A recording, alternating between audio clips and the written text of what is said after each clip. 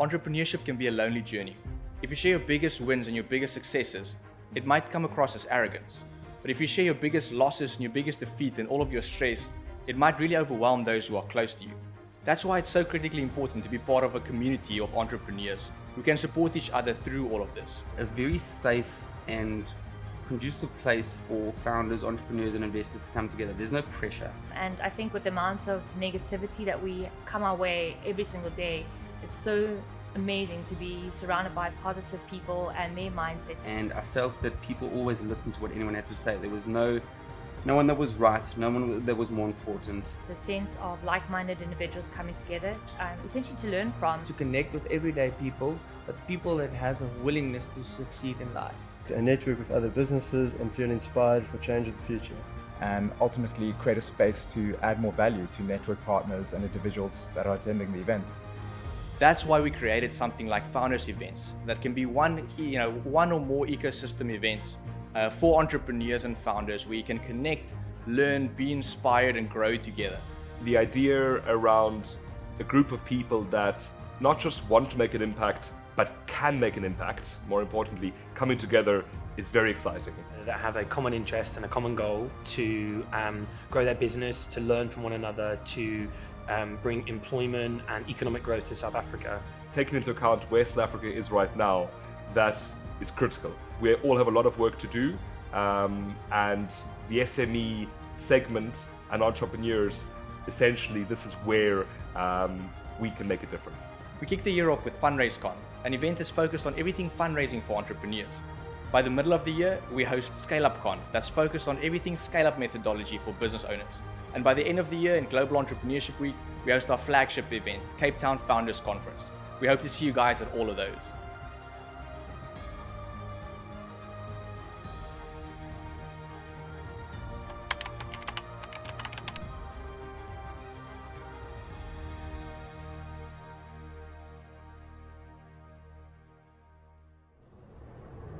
Hello everyone, I hope you guys can hear me just fine.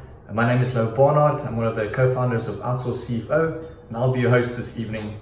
It's my absolute pleasure to welcome all of you to the very first Fundraise Con in 2020 in these absolutely crazy times. So firstly you guys might be thinking that wow, this doesn't look like a production quality studio and Lo looks a little bit more tired than he normally does. So the reason for this is just I'm at the moment in Christian Barnard Hospital, just in a little kind of waiting room next to the neonatal ICU.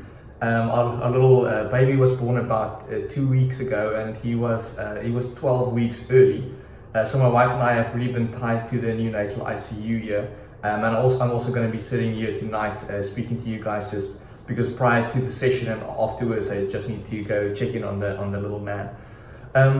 Yeah, so the last 2 years we've been having Cape Town Founders Conferences that have gotten bigger and bigger as we've gone. And we found that it's such an important thing to bring the community of entrepreneurs and investors and business people and professionals in Cape Town together to just have conversations about things that are really important to business.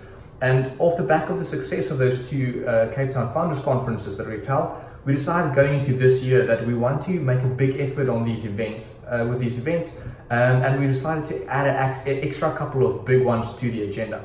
So, tonight we're sitting in one of the first ones of those called Fundraise Con.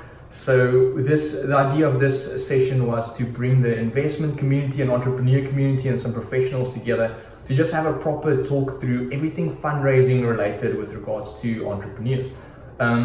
Obviously, the coronavirus then hit, which cancelled most of the events for the next 3 to 6 months.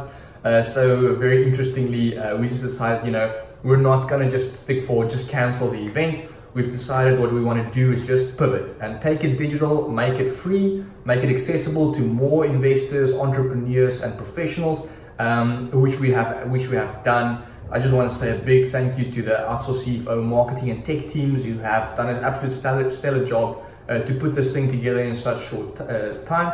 And please also bear with us tonight. This is an experiment. It's the first time that we're doing this. We've got really cool speakers from kind of live streaming in from different places with different technology tools. So it might not be completely smooth sailing, but we will keep improving as we go for the next events. And I'm confident that tonight will be a massive learning experience for everyone. And it's great just to, in this time of isolation, just to get everyone together, to get so many entrepreneurs and business people together. Guys, just pull up the figures for the night. So we're super excited to have this amount of people all joining us for the session. I think the president would have classified this as an illegal gathering. So we're really happy to be able to do it all kind of via live stream, so that everyone can Skype in from the comfort of their homes. We would have loved to feed you guys and give you a drink, but I hope everyone has their supper ready, and I hope everyone's got a drink for the evening to enjoy it with us.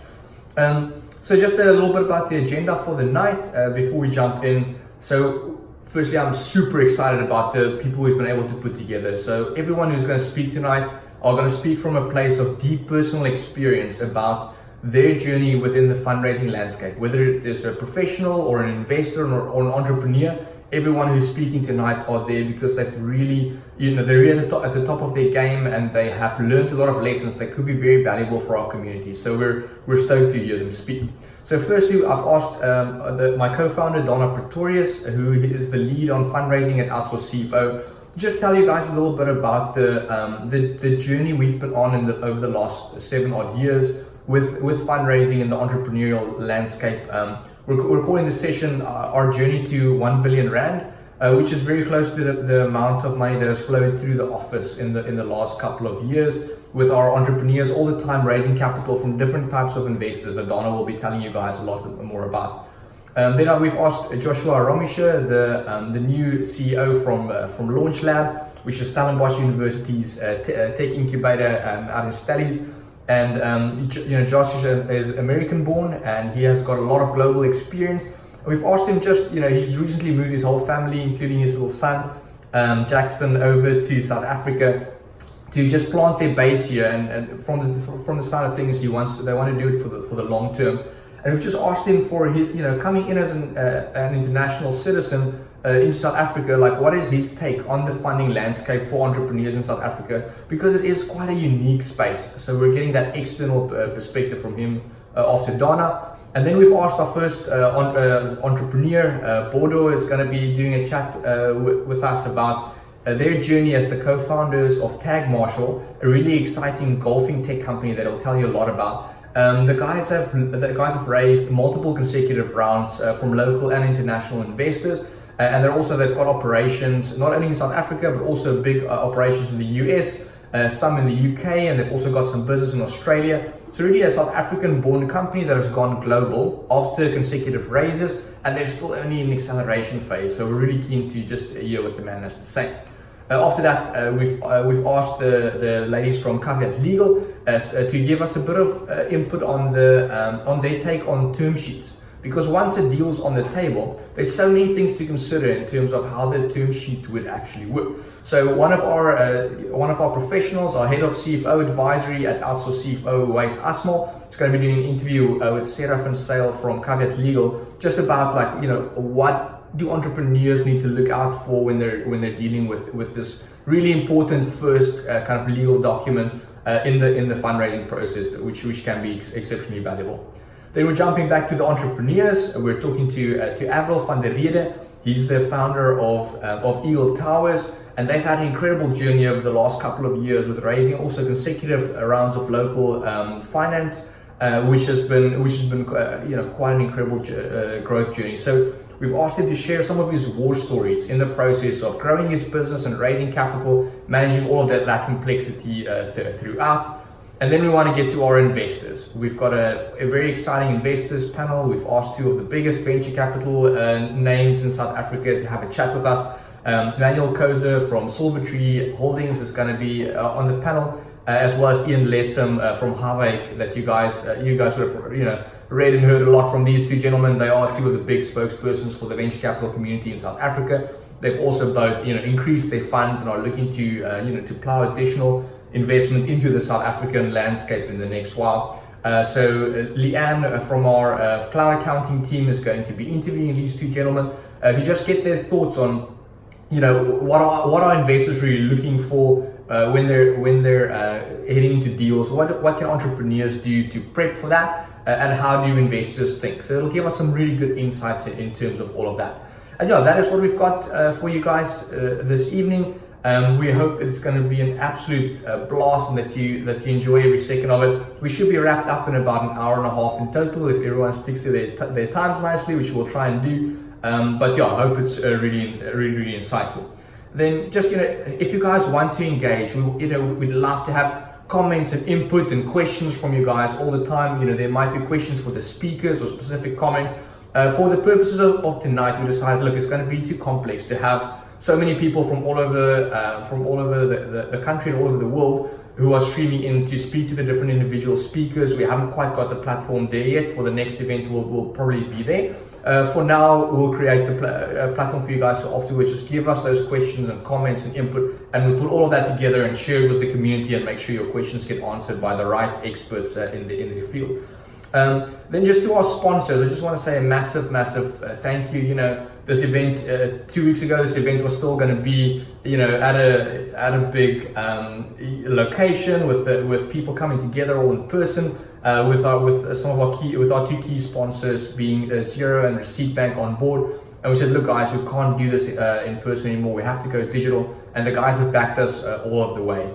So to Xero and Receipt Bank, you guys, thank you very much. You are both two of our absolute pivotal cloud tools that we as Outsource CFO, as well as all of our entrepreneurs, use to run their companies remotely. It's been such a breeze for us to go complete remote because all of our tools are already in the cloud.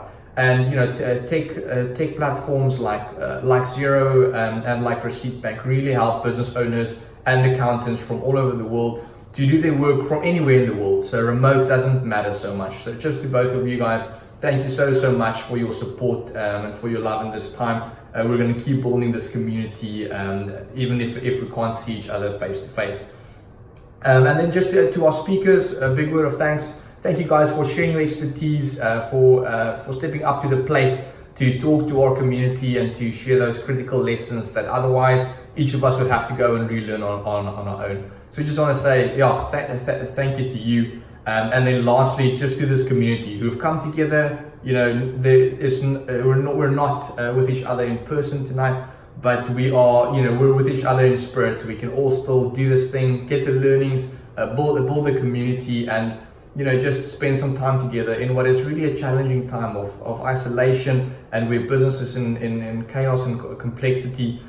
Just to band together as business owners and investors and professionals, we can see this time through with the support of each other. So thank you very much for being here. We hope to stay connected with you all throughout this process. We will have our next event in about 3 months again, and all in between we'll definitely be connecting with everyone as we go. So have a fun night. I'll speak to you guys as we go.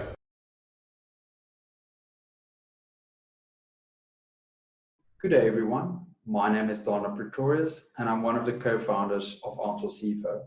Today I'll be taking you through Outsource CFO journey to raise 1 billion Rand in funding for our clients. I'll be sharing my screen and taking you through a presentation. So it all started for Outsource CFO in the year 2014, from really true humble beginnings where we started out.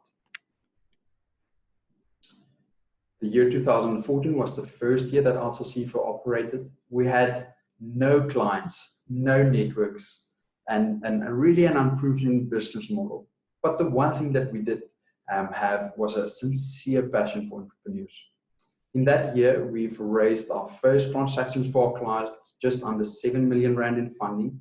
And some experiences and learnings that we've gathered from that first year was the first client that I've helped raise funding for was in the digital textile printing space. I had to spend a lot of time with an entrepreneur to really understand their business, bring in their actual business performance and incorporating the expansion opportunity. A big learning for me here was to really have a close relationship with the investors to make sure that you conclude the transactions and to really build your financial model flexible as the expansion opportunity can change while working on the fundraising drive. A great highlight in memory for me was that year 2014 was the first year that Outsource CFO started. There to the left you can see myself and Lo. We've enrolled at the Bandwidth Barn for the Velocity Incubation Program. when we started out, we only had 2 free desk spaces that we used for that. We knew we had to get our name, our brand, and our offering out there in the market to really help entrepreneurs succeed. So what we did a lot of workshops at the Bandwidth Bond for free to really make sure that we can help these entrepreneurs with navigating financial decision making in their businesses, as well as the fundraising journey for their businesses. Our second year in operations, the year of 2015, a very important theme for our team was sharpening the axe. As yourself know, as entrepreneurs and investors, you always have to sharpen your set of skill sets to be relevant in the market that you operate in. That specific year, we've been super privileged to be part of the Microsoft BizSpark program. We had the opportunity to mentor various entrepreneurs in the tech space, helping them with their financial models, their fundraising drive, as well as just understanding important financial decisions that they had to take in their businesses. In that year, our clients raised just under 23 million Rand in funding, bringing the cumulative fundraise for clients just under 30 million. A memory highlight for the second year of operations was that Outsource CFO really tried to put ourselves on the map. We focused a lot on our brand, on market awareness of what CFOs, chartered accountants can bring to the entrepreneurial space and ecosystem. And as you can see there to the right, we did a lot of multiple workshops for entrepreneurs during that time, which are very fond memories. In the third year of operations, the important theme for that year was really building a strong network of partners in this ecosystem and learning from them, and learning as we go and sharing that learning as entrepreneurs in the space. In year 3, an interesting story here would be one of my clients in the electric vehicle manufacturing industry. Interesting how I met them and helped them raising funding from the IRC.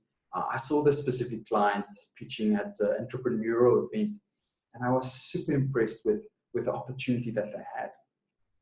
After the entrepreneur pitched, I approached them and asked them how Outsource CFO could possibly assist them with their fundraising journey. We ended up working with this entrepreneur, working closely with the IRC, helping them to raise funding, enabling them to manufacture multiple electrical vehicles in South Africa and abroad. An important lesson learned here was it's super important to incorporate investors with your discussions early on. Ask their advice. Ask them what's the best way to approach it. What synergies do they see in your business, and to really make sure that you speak that investor jargon and position your transactions to be as attractive for the investors as possible. During that year, our clients just raised under 30 million Rand in fundings, bringing the total cumulative fundraise for that year just under 60 million. A memory, a highlight for that third year in operations for Outsource CFO was the big shift for Outsource CFO, moving from the Bandwidth Bond to our own offices, currently located at 33 Church Street, with a team size of 11 already at that stage. And then obviously we're so grateful and thankful for winning the Western Cape Government Pero Award for the 2nd position in the emerging business category. In year 4, the important theme for year 4 in the year of 2017 was be cautious of shining objects. I know as entrepreneurs and as investors, there can be so many other avenues that you can explore as a business, which could potentially derail you from what you need to focus on. During the year of 2017, we've had an amazing opportunity to get involved with the Section 12J venture capital company, where we were part of the management team that selected transactions, helped screen transactions, as well as on the investment committee, helping select entrepreneurs' transactions to invest in. So we had that amazing experience to be part of the other side of the table where money was actually deployed into entrepreneurs. Important lesson here for us would have been that the timing for that opportunity wasn't necessarily ideal for Outsource CFO at that time. Outsource CFO in itself had to focus on servicing their clients at that stage. Important lesson is just to be cautious of shining objects in your business and your ecosystem as well. But through that process, we're not looking back. We've gained so much experience due to that process. That specific year 4, in the year 2017, our clients have raised just under 240 million rand in funding, bringing our cumulative fundraise just under 300 million. A memory for that year was we're so thankful for the launching of the SIPA training office at Outsource CFO. SIPA standing for South African Institute of Professional Accountants. It's basically a 3-year traineeship where we've helped young professionals to do their articles and gain exposure in helping clients with their accounting and tax needs in summary. The 5th year of Outsource CFO's operation is the big highlight, the big theme is the Finance Readiness Program.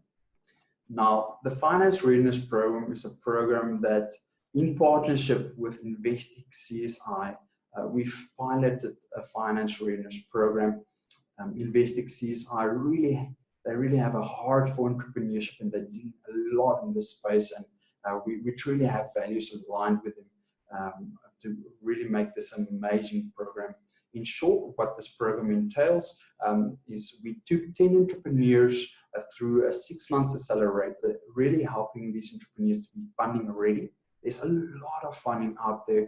You have a lot of entrepreneurs that require funding to grow optimally, but there's a mismatch of entrepreneurs and funders. And because investors feel that entrepreneurs aren't funding ready. So during the 6-month accelerator, we got to get these entrepreneurs funding ready from a compliance point of view, from having the right financial models in place, from a valuation point of view, a due diligence point of view, a pitch decks point of view. And this Finance Readiness Program then gets concluded with an investor roundtable event where entrepreneurs pitch for funding at an investor roundtable event. A lot of lessons learned here would include that there is something like fundraising fatigue. As entrepreneurs, make sure you are surrounded by an environment of support to help you through this process. Not lose energy during the end of this process, because there's a lot of lost due diligence processes at the end of raising funding that you need to have a lot of energy to see through. Perfect. During this year of the 5th year of operations, 2018, the funds raised during that year was just under 385 million. One of my clients in the educational platform space was very fortunate enough to raise funding from Australian listed entity that obviously influenced that amount of funds raised. It also brought the cumulative funds raised by our clients to just under 685 million. Big highlight and memory for me for the year of 2018 would obviously be this investor roundtable event at Investec's offices, where we had more than R1 billion in funding there at the day with investors there and seeing some of those transactions through. Year 6, the year of 2019, important theme for that year would be Market Access Program. The Market Access Program is another program that we are piloting with Investec CSI. We're working with 8 entrepreneurs over a 6-month journey to really improve their sales processes and their marketing position, and really helping them to position themselves to get more sales and increase sales. The best type of funding is happy paying clients, and that's truly the heart behind this program. Again, amazing partnership with Investec CSI that really have a heart for entrepreneurs in South Africa. this year, the 6th year, the funds raised for by our clients was just under 65 million, bringing the cumulative funds raised by our clients to just under 750 million. A great memory during this year would be the highlights of the Investing Finance Readiness Program over the last 2 years.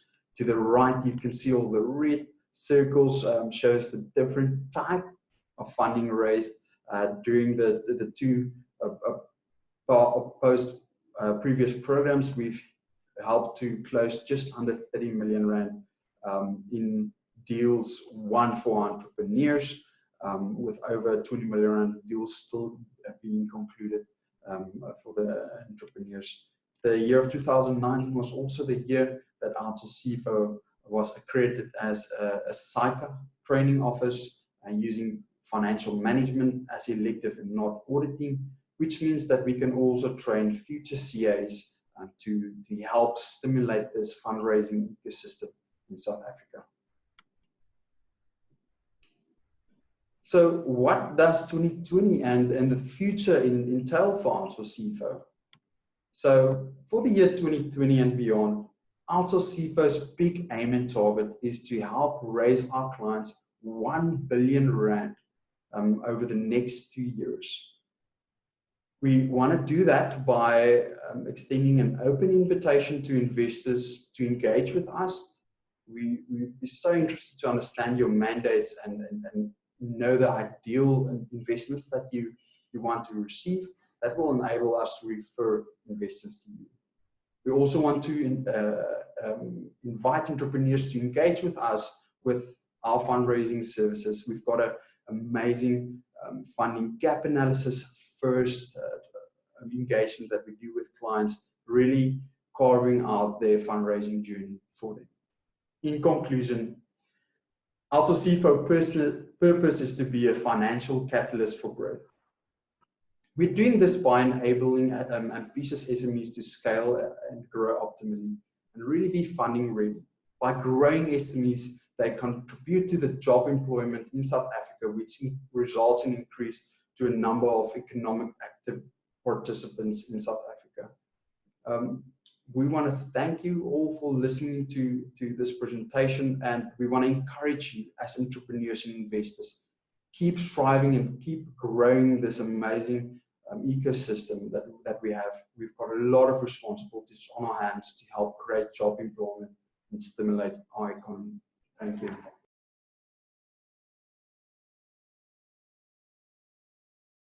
Hi, my name is Joshua Ramesher. I am the CEO of Stellenbosch University Launch Lab.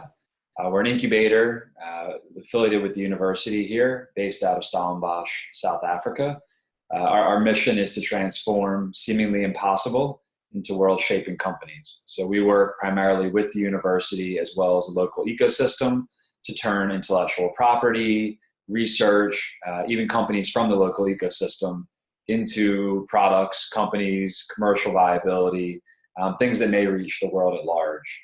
I think of us as existing as upstream in the entrepreneurial ecosystem as possible. We literally are taking something that is seemingly impossible and within 12 to 24 months trying to turn that into a company that then can seek external funding, can find corporate partnerships, can scale outside of South Africa. So that for us is focused on agriculture, ag tech.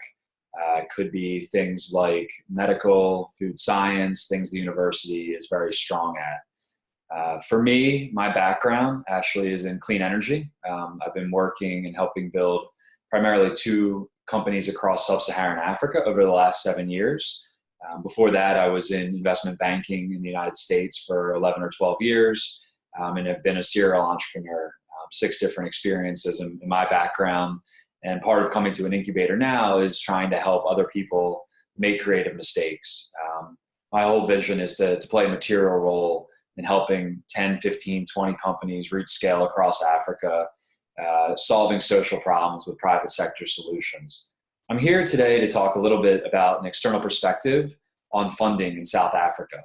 I feel like I have a very unique perspective. I grew up on Wall Street in New York and San Francisco in debt capital markets, primarily in structured products. So mortgages, asset-backed securities, CDOs, CLOs, everything that came out of the financial crisis and the like, I was part of during that time. And that gave me a very unique understanding of how capital markets work. The mortgage market in the United States is the most liquid and largest market in the world. So understanding how those mechanisms work.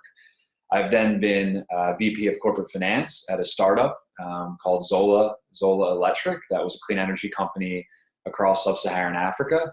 I ran all of our corporate fundraising, all of our partnerships, our business development for a few years there as we went from 1 country to 4. Was able to help the company raise something like over 125 million USD across joint ventures, equity, debt, convertibles, anything you can imagine. We raised capital in that manner. I then spent the last couple of years at a company called Phoenix International, which was a solar home system company operating out of Kampala, Uganda. We were acquired by Engie, the French utility, a couple of years ago. So I went through the acquisition, actually saw funding from now the inside out. So working with a large corporate in order to fund Pan-African business. And that business scaled in a massive way. The company invested over 150 million USD in Phoenix, and we went from 1 market to 6 and had over 500,000 customers. I've now been in South Africa for 6 months, helping build Launch Lab as an incubator, helping connect our entrepreneurs with the funding universe, helping to serve as that middle person in terms of connecting our startups with entrepreneurs, as well as investors and corporates. So I still am getting my feet under me in terms of how the SA landscape looks and works. But I would like to offer a few insights from how South Africa compares to sub-Saharan Africa and then Europe and the US. And I would say that the majority of funding that we raised for the companies in sub-Saharan Africa did come from Europe and the United States, and that candidly South Africa was not a market that we ever looked at for our products. We were doing mostly rural off-grid solar. South Africa was not a target market, so I am uniquely able to say that I understand sub-Saharan Africa pretty well, but South Africa has been a whole new learning experience for me. So I just want to touch on a few of the questions that have been asked and hopefully be able to shed some light on what you're going through in terms of funding and thinking about how to operate your company. One of the questions was, do you see tech commercialization contributing to the South African economy over the next few years? My answer is it has to. Only something like 2% of global R&D ever becomes commercial. So there's billions and billions of dollars every year spent in research and development at universities, that 98% of that never reaches the world. Here at Stellenbosch University, we're doing incredible things around deep tech, blockchain, food science, engineering, medical. A lot of these things are research projects. A lot of them may never reach commercial viability, might not ever be companies, but at the same time, we owe it to the world to try to turn some of these ideas from research into commercial opportunities.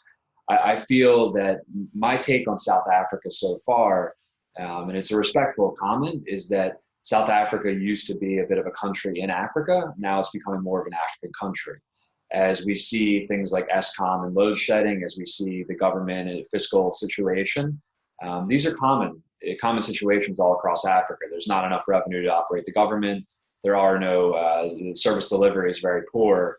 And what that's led to in other parts of Africa, like Kenya, like Nigeria, Uganda, is the fact that the private sector has stepped in. The private sector has said the public sector is not going to provide clean water, they're not going to provide sanitation, they're not going to provide energy. Therefore, there must be private sector solutions. In South Africa, we have these incredible universities, like nothing I've ever seen across Africa, and rivaling anything in Europe or US. If we are smart about how we want to do our R&D, about how we want to commercialize, we have to rely on these universities to be the core of our startup entrepreneurial landscape. There's too many good people. There's too many great ideas. This is a knowledge region. And if you look at knowledge regions across the world using Silicon Valley as an analog, generally there is a very top quality university in the middle of all that. So I do believe that working as an incubator tied to a university with incredibly smart people, with funding, with the overall entrepreneurial landscape that's necessary to grow companies is critical to success. So when I look at Launch Lab, I want to be able to say in a couple of years that Stellenbosch is Africa's leading go-to destination for things like ag tech, for things like food science, for things like deep tech and satellites. And there's no reason that it cannot be. So I'm very, very bullish on the opportunity to turn research and development at universities into commercial opportunities. One of the next questions was, coming into South Africa as an American, what's your view on the funding landscape? I will say I've only been here for 6 months, but a lot of my job and my work is to talk to people, entrepreneurs, investors, and the like, and understand that dynamic. It's also my background and also one of my value adds. My candid view is that the South African funding landscape is very small and very difficult. It is very much a closed ecosystem. There's much less development finance down here. I think because South Africa is considered a middle income country, groups like, say, OPIC or USAID or EIB or AFDB are not as present here as where they are present in the rest of Africa. I also feel like there was a much more of a close linkage in sub-Saharan Africa, especially Kenya and Nigeria, to Europe and the United States in terms of funding.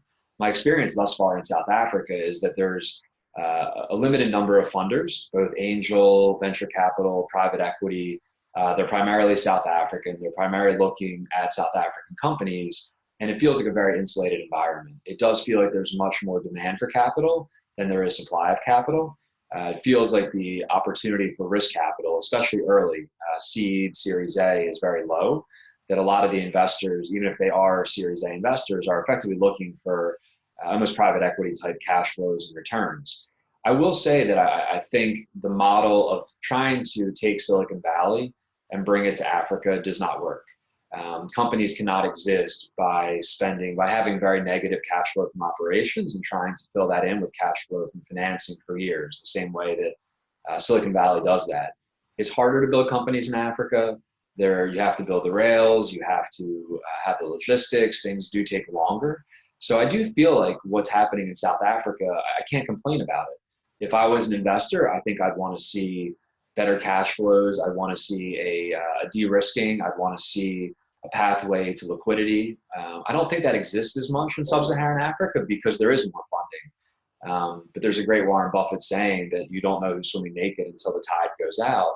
And with the global recession that we're in right now and going to be very deep into for the next couple of months or years, we're going to find who has business models that can sustain themselves and can attract external investment. The tide is going out very quickly. So I think the upside of that is that in South Africa, you have to be able to build a real company. There isn't funding to potentially just enable bad behavior to say, okay, it's Series A and Series B. I don't really know how I'm going to monetize this. I don't really know how I'm going to make this a viable business. I'll figure that out later. I'll just continue to fund myself with venture capital or whatever else for years.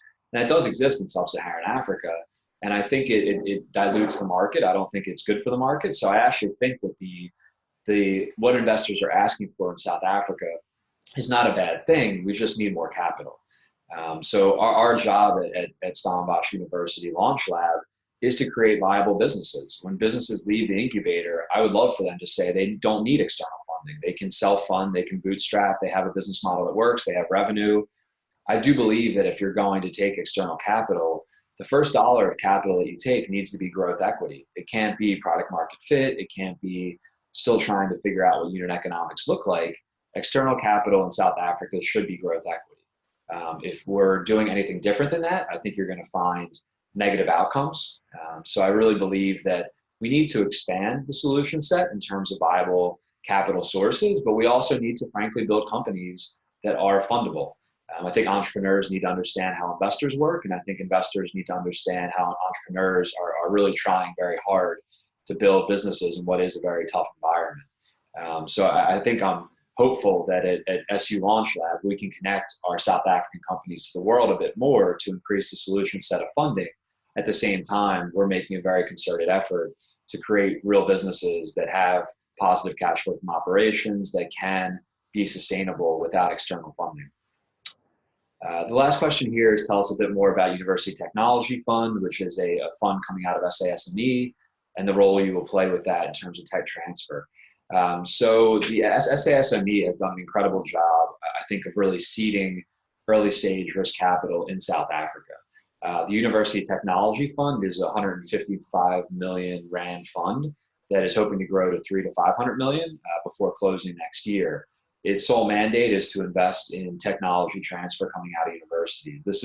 It's huge for the industry. A lot of the things we work on here, as I said, they're seemingly impossible. They're very incredible ideas that have longer incubation periods. This isn't software coming out of Silicon Valley that can be sold to Google within 6 months. These are products, services, hardware, software that takes time to develop. So we do need to think about the world a bit differently in terms of our funding. The UTF, run by Stocks and Strauss, I think is going to be an incredible vehicle to both provide early stage grant capital for new ideas, as well as provide that almost valley of death type capital that will get companies from pilot to something that can attract external funding. So I look at the UTF as a critical factor in creating a viable ecosystem to bring commercial viability out of universities. Working very, very closely with SASME, with Stocks and Strauss, with the UTF, in order to create pipeline, in order to create viable companies that have great data rooms, that really understand their financial viability.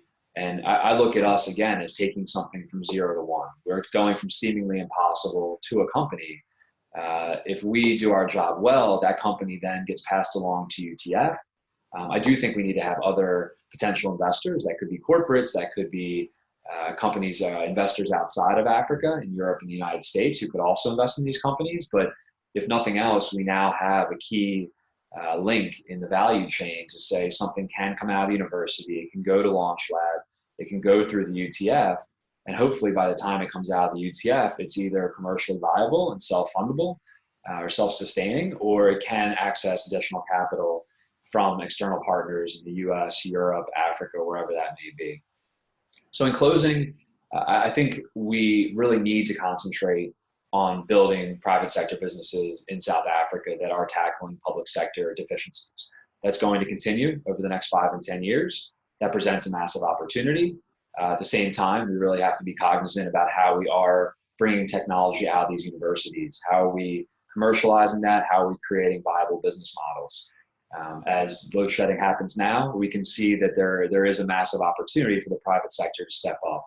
At Stellenbosch University Launch Lab, we feel that opportunity is massive, and we want to be part of the proactive solution of creating excellent companies that can be scalable across South Africa and the world. So I thank you for your time. I'm happy to take any questions. I believe that the OCFO will be distributing our email addresses and our contact information. We're looking for great partners, great investors, great entrepreneurs to come help us transform seemingly impossible into world shaping. So thank you for your time.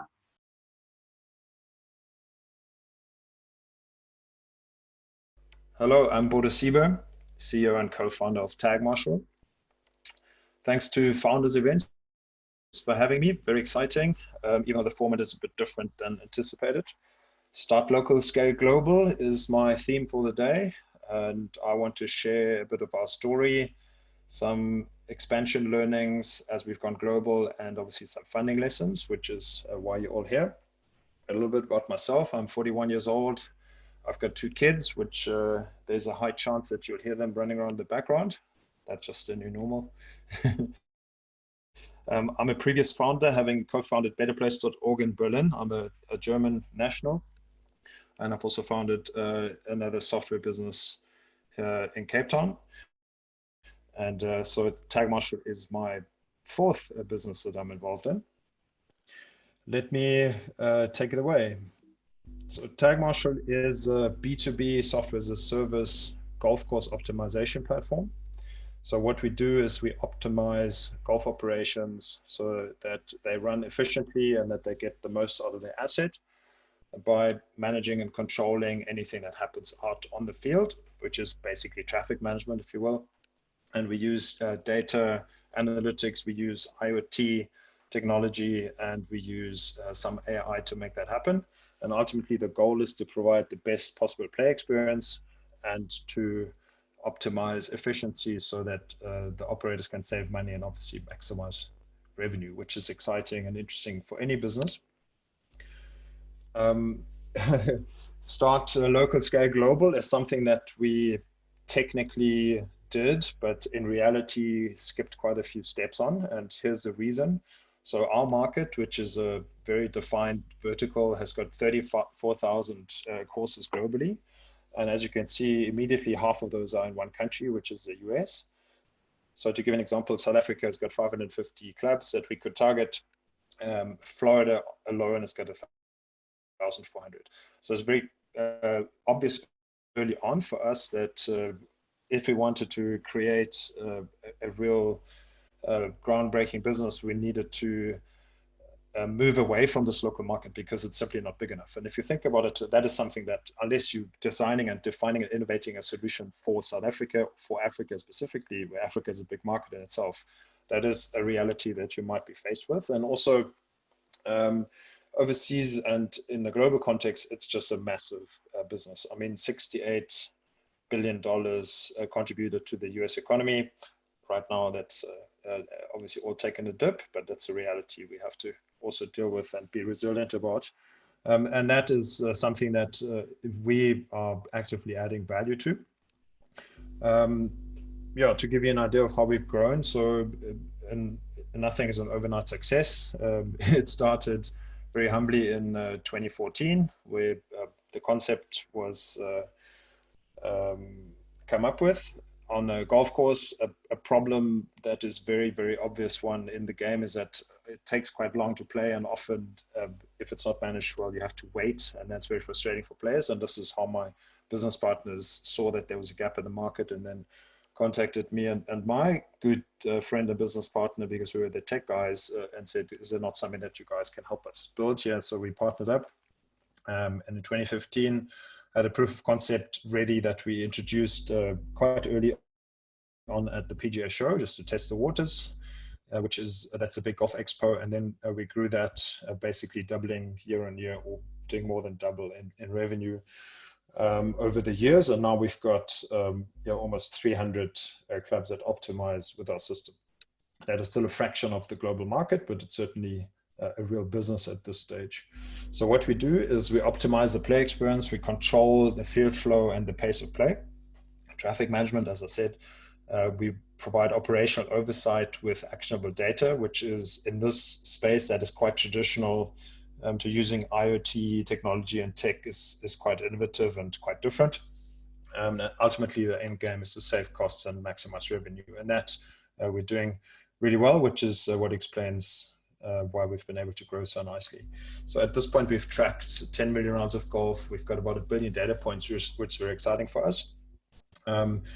For those of you who know the game, you're missing out on a lot this year, unfortunately. So Winged Foot, where the US Open is hosted, is one of our clubs. Then Le National last year, 2 years ago in France, where the Ryder Cup was hosted, one of our partners, Pebble Beach, you would have hopefully watched the US Open last year.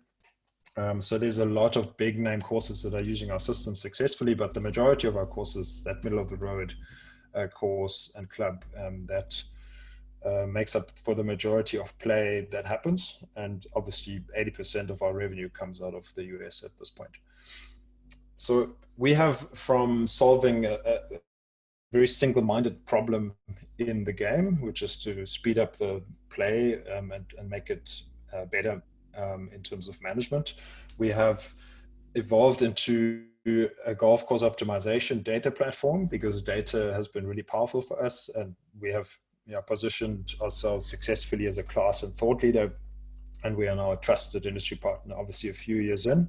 So you can see that here, Forbes has picked up on us, and if they say it has to be true, then we were at the USGA's, which is the United States Golf Association's Innovation Symposium, on stage with a few of our sort of data and research projects that we helped them with.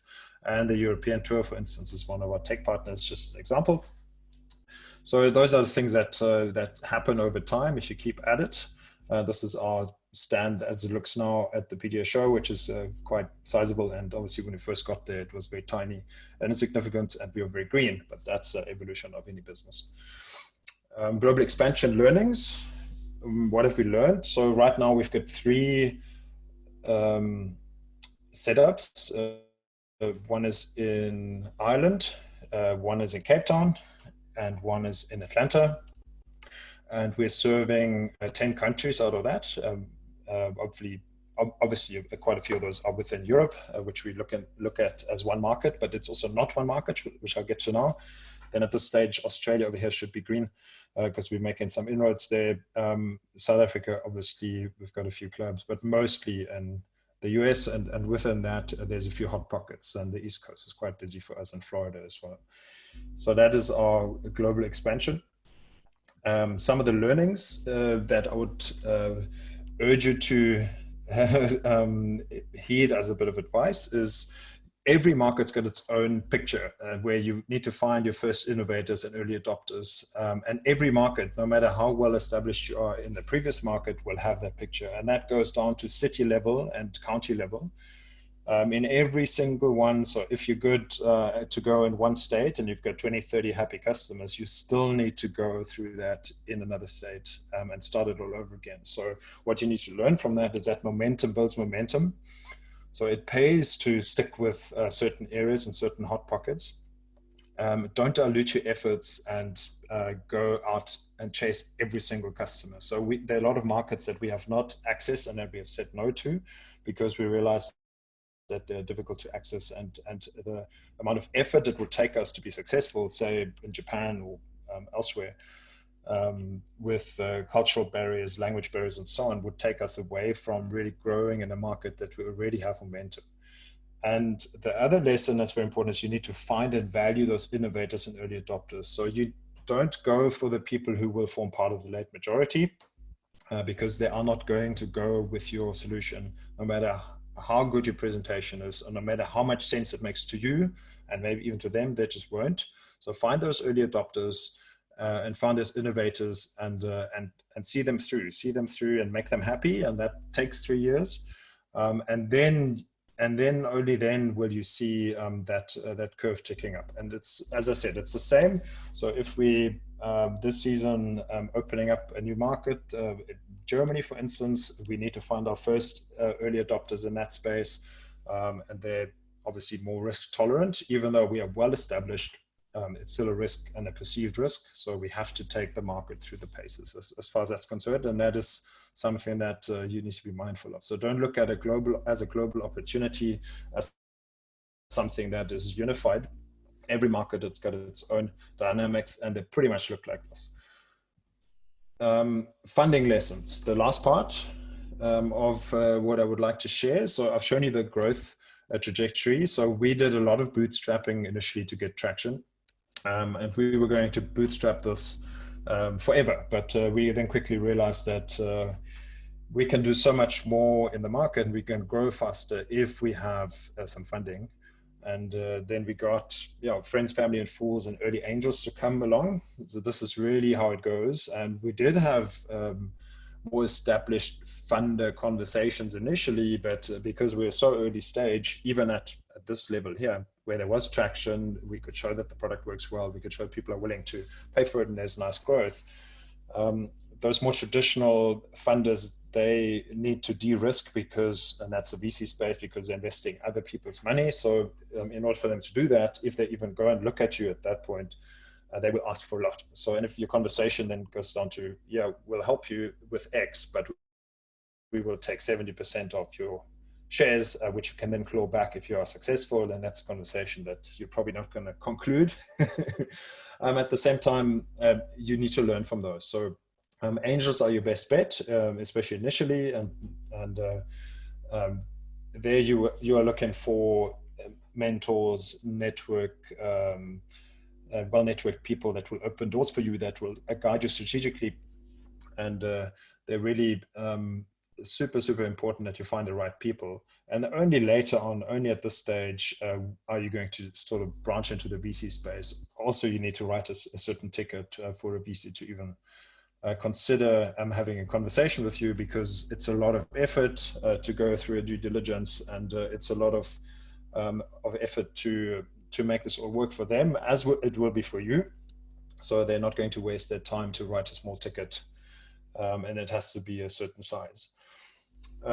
Lastly, some more lessons along the road. So if you're starting out, 2 founders is great. As a single person, you're probably not going to make it. And if there's 5 of you, also not a good idea necessarily, because 5 people, there's a lot of dynamics, and also you need to think future. So if your business takes off and you have a number of funding rounds, eventually if you're starting at 20%, you'll be diluted down to 10 or single digits fairly soon, and that starts to hurt, even though the business value at that point hopefully is quite high, but you're just starting off a low base. So 2 founders, great. Because you need to shoulder this together, and it's like a marriage. There's ups and downs. The next point is funders have options. They do, and funders, angel investors, VCs, they look at many opportunities every week, and that's their job. And it's a bit like dating. You have to find the right match. So many of them will say, no, that's not for us, or the market's too narrow, or we are very hot on fintech right now, and that's not something that we might look at. But that's fine, just learn. And very key is that you are 100% accountable, even if it's not going anywhere. Make those conversations count, because they all know other people. So your network that you're building is absolutely key.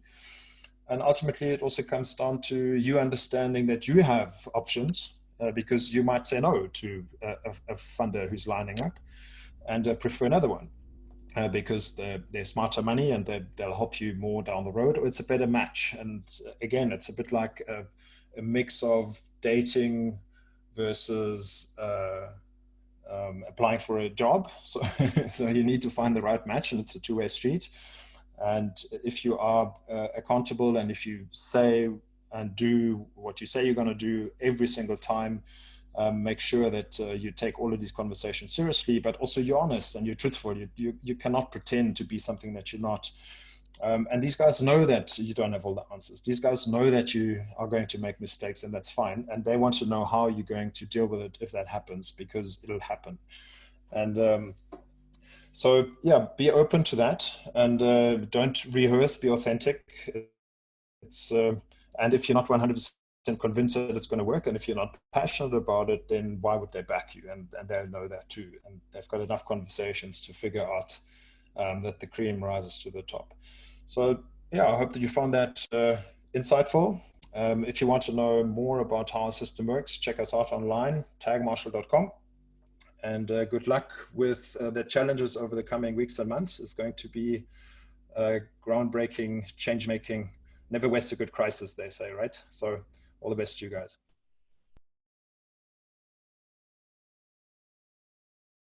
Hello, everyone. My name is Uwais Asmal, and I'm the Head of Advisory at Outsource CFO. Our topic for today is navigating the term sheet. And I'd like to introduce you to our expert for the day, Sarah Lawrence, a legal consultant and advisor at Caveat Legal. Sarah, could you please give our delegates an introduction to your role and your experience? Thanks so much, Uwais, and thanks for the opportunity to participate. It's lovely to be here. Yes, as Uwais has said, I'm a consultant on the Caveat Legal panel. I've got experience in commercial law, specifically mergers and acquisitions, private equity investments, and deals of that nature. And I've been in practice since 2010 now. So I've done a couple of deals. You've got a bit of experience. Yes. Okay, no, that's great. So let's think about our delegates. As an entrepreneur going into an investment transaction, the first thing that an investor will give them is a term sheet. And for those who don't know or haven't done a deal yet, what is a term sheet? A term sheet is essentially a summary of the basic terms of the deal that the entrepreneur would have been discussing with the investor to date. So usually, although the term sheet is the first physical document that the entrepreneur will receive from the investor, usually they've been chatting for a while already, and a lot of the terms of the deal would have been verbally thrashed out. And the purpose of the term sheet is effectively to consolidate the terms in writing, but at a fairly high level in a document. And although that document in itself is not sufficient to form the basis for the transaction in terms of legal document, It will be used when it comes to the attorneys drafting the formal comprehensive agreements. So the content of a term sheet is quite important, because once you've settled that content, you'll go forward using that as the basis for the rest of the deal. And that's why getting to grips with the term sheet and making sure that it reflects the deal as both sides understand it is quite important. Okay, so even though the term sheet is the first official legal item you get from an investor, there's a lot that happens before that. Correct, yeah. And afterwards, yeah. What are the key things to look for in term sheets for an entrepreneur to look out for? So the most important thing when an entrepreneur receives a term sheet and starts to read it and come to grips with it is to make sure that it contains all the elements of the deal that you've been discussing with the investor to date, and that the elements that it does contain are a true reflection of what the entrepreneur understands the deal to be. Because, as I said earlier, it's going to inform the drafting of the comprehensive agreements later. So some of the key things that you'll typically see, or that you should definitely see in a term sheet, will be things like the amount of the proposed investment, the form that the investment will take, that's whether it's debt or whether it's equity, which I'll come to in a minute, and also the timing of the investment. Will all the money be injected upfront? Will you receive it in tranches over time? So those are the kind of things around the investment itself. If I just pause for a minute to talk about the form that the investment takes, so debt versus equity. Investments will generally either come in by way of a loan to the company, which is debt, or they will come in by way of what people refer to as equity. In other words, where the money that comes in is used to acquire shares in the company. The main difference between equity and debt is that if the company takes on investment by way of debt, the debt is ultimately repayable to the investor. And there will be a number of terms that are attached to that debt. For example, the repayment terms, whether it earns interest, when interest is payable, what the interest rate is, and so on.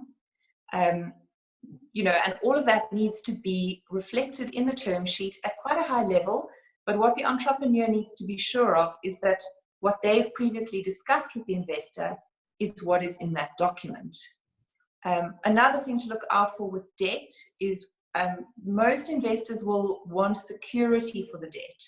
So you'll be looking at things like personal suretyships from the entrepreneurs, possibly, or pledges of shares in the company, or if the company has got assets, whether it's physical assets like equipment, or intangible assets like software or IP, the investor might want a pledge of the assets as security as well. So that's your debt investment. And then your equity investment, where the investor acquires shares in the company, is different, because the money that they put in for shares is not repayable. So once it's in, it's in. On the other hand, when they receive shares, they receive certain rights that attach to those shares. And usually those rights are economic, in the sense that if there's a profit, they'll be entitled to receive dividends. But also voting rights, so decision-making rights within the company. And there are a number of elements that go along with those. So those are your two forms of investment that the term sheet, it should distinguish between. Okay, then a couple of other, sorry, Wes, I just want to quickly finish up on that one. Another thing to look out for in the term sheet, which is linked to what I was just saying, is investor rights. Often investors will, whether they're investing by way of debt or by way of equity, they will want rights over and above what they would be entitled to just at a very basic level in law. And those rights could be things like decision-making powers at board level. They might want a seat on the board, for example. It could also be information rights, where they require the company to send monthly management accounts. They might require access at any time to the company's books of account, and maybe monthly updates with entrepreneurs to find out how the business is going. So those investor rights, you need to look out for those in a term sheet as well. There's nothing wrong with them as long as the entrepreneurs are prepared to give the rights of that nature. Okay. See, you've mentioned it a bit briefly already, but what are the risks associated with signing a term sheet? Yeah, that's a very good question. So term sheets, firstly, let me say, term sheets can go by a number of names. Sometimes they can be called a term sheet, a heads of agreement, a heads of terms, or a memorandum of agreement, even a memorandum of understanding. It's all the same document. The name isn't important. Some term sheets are legally binding, and it will say there that it's binding. Some of them are not binding, in which case it's more like a discussion document. And some of them, certain of the clauses will be binding and other clauses will be non-binding. But some of the risks associated with signing a term sheet, which is binding, is that if many term sheets will contain what's a clause around a break fee. So if the deal proceeds up to a certain point and then for some reason it falls down as a result of acts on the side of the entrepreneurs, the entrepreneurs or the company could become liable to pay what's known as a break fee, which is effectively a payment to compensate the investor for the time and the money that they've spent to date.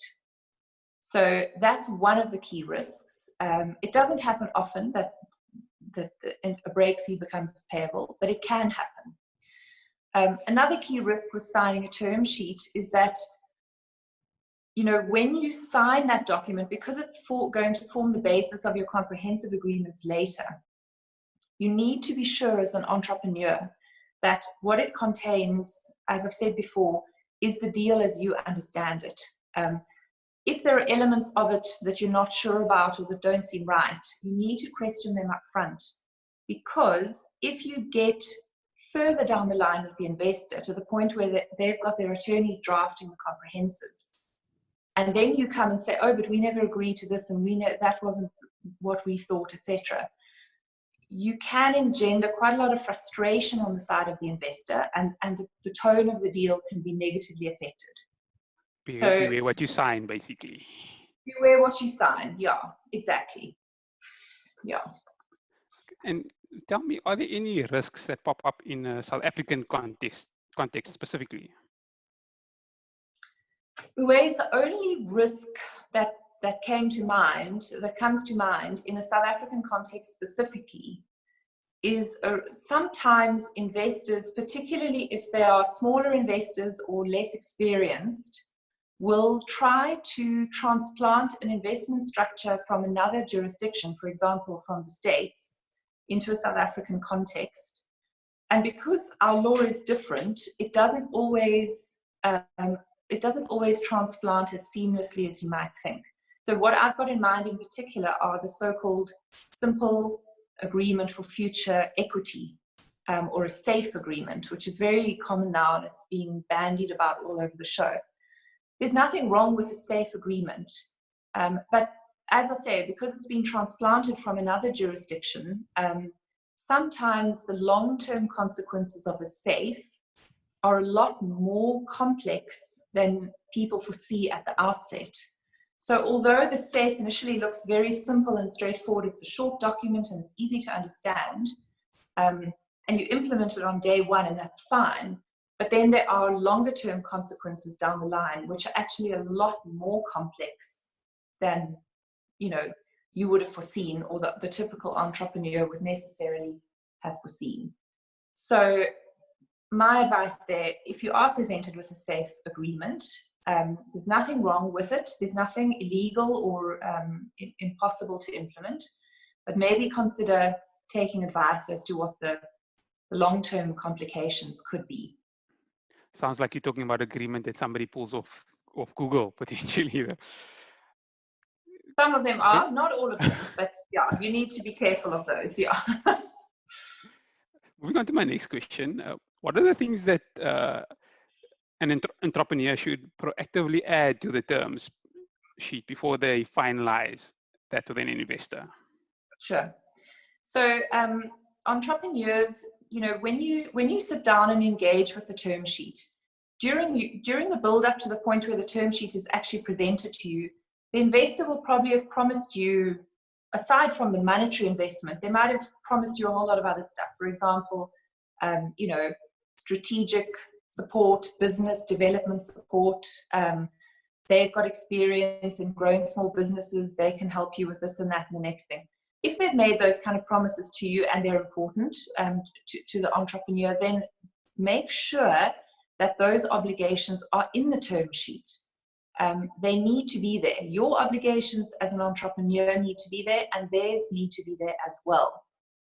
So that's quite important. Bear in mind what they've promised you and make sure that it's in the document.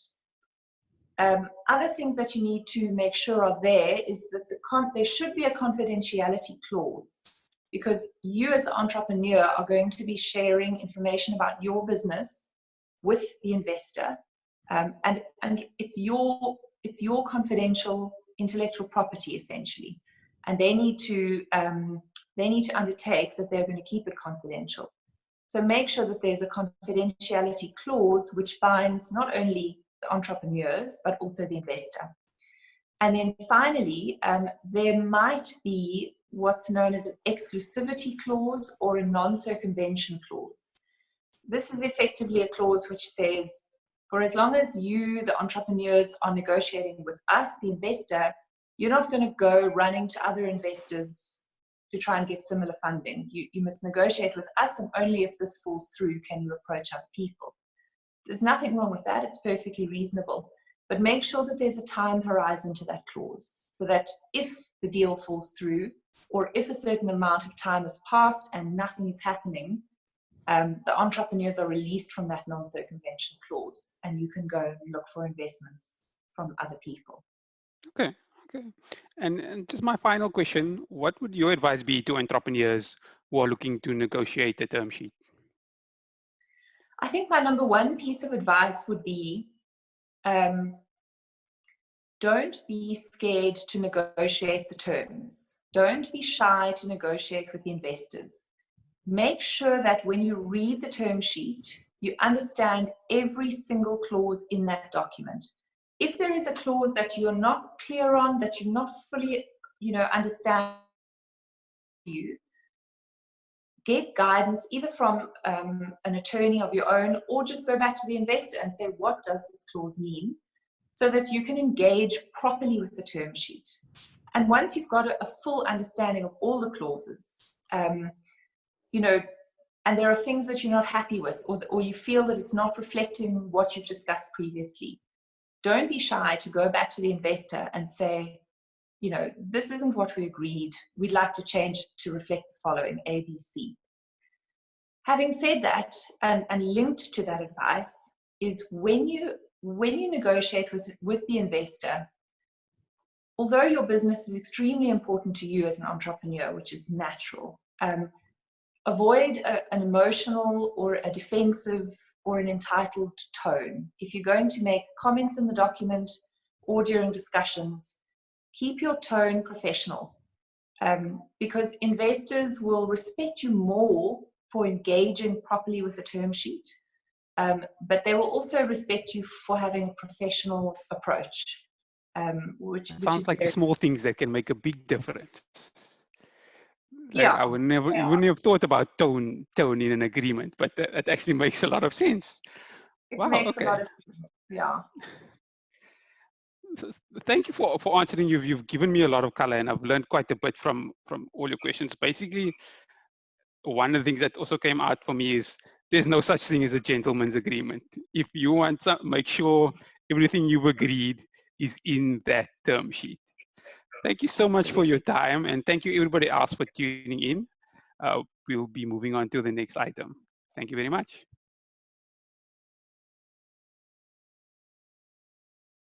Good afternoon, everybody. My name is Avril van der Rede. I'm the CEO and founder of Eagle Towers. First of all, thank you, Lo and Okfo, for this opportunity to share my story with you guys. It's been a good ride, and I'd just like to maybe inspire a few of you guys, and then also just share my war stories and give a bit of advice of how to prepare for raising funds or doing applications for funds and so on. First of all, Eagle Towers is a tower co-company like we describe them in the industry. The model is simple. We build and own cell phone towers, and we rent the tower space out to the likes of MNOs, mobile network operators, Vodacom, Cell C, MTN, Liquidtel, OpenServe, Rain, and so on. We also allow ISPs on our towers, internet service providers. A bit about myself, just to put you in context and give you some sort of idea of who the jockey of the horse is and the entrepreneur. I come from humble beginnings, a place called Jamestown, just outside Stellenbosch. It's a small agricultural old coloured town, as it was named. We were brought up very financially challenged. I always believe that you don't get poor people because you're only poor when you don't have any dreams.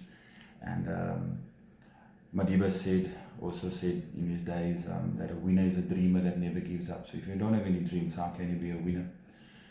When I opened my eyes, we planted strawberries. We had a coal stove, paraffin freeze, cleaned the dam, skeezy under the bed for the night. My bathroom was as big as a bowl. It was stored under my bed. We are 5 siblings, and we all got tertiary education, and we all got professional jobs. I'm the only idiot that started a business. I still got my parents. I'm very blessed to have them around, 76 and 77. They enjoy their 9 grandchildren. And so telling you that is not to get empathy from you at all. It's just basically just to give you some sort of idea of how character was built during those times of adversity, and we pushed through as a family, and me in my personal capacity. It was character building times. It was times of learning and sticking together, and I think that's one of the main reasons why we as a family are so closely knitted, and so on. So the idea for today is just to tell you of how Eagle Towers has come into being, and the background of me in particular. So I did my schooling, primary school and secondary school in Stellenbosch. Literally, we had our classes in the pine forest because there weren't enough classes for us. So we had a green board against a tree and sitting on tree stumps. And my secondary school was at Lukov Secondary in Stellenbosch, and Iris Valley in particular. I obtained my national diploma in construction management and quantity surveying during 93 till 95. And in 96, I obtained a bachelor's degree in construction management, and thereafter I did a project management course at University of Stellenbosch Business. During my in-service training, I started working at Granica already, and so I was at Granica for 6 years and got retrenched in 1999, leading towards 2000. I was involved in the raw construction industry, meaning that we did projects like the IMAX Theatre, BMW Pavilion, the Oudekraal Hotel, now the 12 Apostles, Swiss Re McCarthy Motors, Protea Place in Claremont, Cavendish Square, a 17-story building in Strand, the Goodwood Prison, 900 houses in Kimberley. So that is the raw construction industry, which I loved. I just didn't love the time that was spent on site. I mean, 14 hours a day, 7 days a week was a bit hectic for a person that wants to start a family. So in that time, I was retrenched in 1999, and then I started a job at Vodacom in 2000, where I was introduced to the telecommunications industry, in particular the cell phone industry. So I worked at Vodacom for 11 years. At the time, I was involving myself with a lot of other different departments within the operations group, meaning I worked for property management department, where I was responsible for building the network infrastructure and maintaining it, from negotiations, permitting, to building the site and maintaining it. But in that process, I made everybody else's business my business, like radio planning, transmission, switching, project management, and all those type of things. And so that gave me a set of skills that was great, in the sense of construction combined with telecommunications, going into infrastructure building for the telecommunication industry was a good combination at the time. So in 2011, I got an opportunity to jump ship at Vodacom, and I joined the company, and where I was director and owner and 50% partnership. This was a company that was based on the discipline of of project management. So we did project management back to Vodacom, building their sites, project management on behalf of them and so on. However, due to not a long story or bad mouthing anyone, it's just the mere fact that I outgrew my partner at the time. We had different views. I had a more corporate growth type of mentality, where my partner was more leaning towards 60, not want to take on new challenges, do not want to grow, and I could respect that, and he obviously had to respect my views as well. So based on that, amongst other things, we decided to part ways in 2015. However, 2012 we started 2 more companies, meaning that we started a company that was more infrastructure related, towers, and the other company was more technical, leading towards connectivity, might it be wireless or fiber, but using the sister company as a platform to enhance the telecoms, the technical company. So it was an interlinking, one complementing the other one at that time. However, things became a bit unpleasant, and we decided to part ways by voluntarily liquidating the mother company that I joined in 2011. And 2015, we decided that I'd buy his shares out by giving 2 towers back to him that we inherited into that business. And on that side, I sold my shares literally for $100 just to get part ways. My partner at the time had the luxury of revenue in immediately. I took the option of no revenue in, meaning no salary for 10 months plus, and only leaning on a pipeline of a dream on a spreadsheet of site names, only having 1 site left in the portfolio. But we pushed through great adversity and challenges. And in 2016, February, we received our first funding from CISA. After running through a whole due diligence process and red tape, we received the first tranche of money in the account on the 1st of March 2016. And in that time, I did a risky, I made a decision that was a bit risky, meaning that I've built 6 sites, I've negotiated with my contractors and suppliers to supply the sites, which is about R1 million each, with a view and faith that this whole thing will come through sooner than later. So on the 1st of March, 6 towers were standing. On the 1st of March, I got my first tranche of money. So the timing was perfect at the time. So apologies. So we built the sites and we built a track record with the funding that was provided at the time. And then in 2016, the same year, in June, we received another funding opportunity from another entity. Unwillingly, because I wasn't too keen on taking their money at the time, because the funds that we received at the time was enough to build a track record, and then under better circumstances, in the sense of having a balance sheet, a better balance sheet, to get cheaper funding. But I didn't want to go into another funding round with the same type of interest charges, because that would kill the business. Unfortunately, I was forced into it and accepted it. During that time, which I'm not going to mention the follow-up funder, we weren't aligned. There was a few things that I did wrong. I'll put up my hand and say, well, I did something wrong, but there's a few things that I did not agree with, that lead to a point where for 8 months we didn't build any towers, and that was detrimental to the company. However, in 2017, the company Merchants Investment Management came on board with pension funding as a backing funds, came on board and provide a potential buyout of the current funder that I actually don't want. With this came a 30% equity stake that they also took up. So they had a two-pronged type of investment into the business. So they are currently wearing 2 hats. One is a lender in conjunction with the CISA, and the other hat is being a shareholder in the business. At the time, it was great because we needed the injection, the capital injection into the business to assist with the vision that I have for the company. And the vision was to have a national footprint. Having a national footprint meaning that you need to have staff on a national level, but also that will lead to having towers, presence of towers on a national level. Seeing that your clients are nationally based, that would be a perfect position to sit in. So that first injection of a capital investment into the business allowed for staff recruitment, resources, but also in our line of businesses, there's about 3 facets to the lifespan of a tower. It's the planning of it, getting all permits approvals like civil aviation, environmental impact assessment, local authority approval, and you name it. We call that the permitting phase. The build phase is basically capital that we need to build a site, and the process is much easier. And then also from a maintenance perspective, to look at the longevity of a site, looking after it in a sense of proper maintenance to prolong the lifespan of a tower. So that capital that was injected into the business in June 2017 came at the right time, and we did what we had to do. And today we're sitting with about 780 sites in permitting phase, 106 ready to build, and 65 sites that we've built.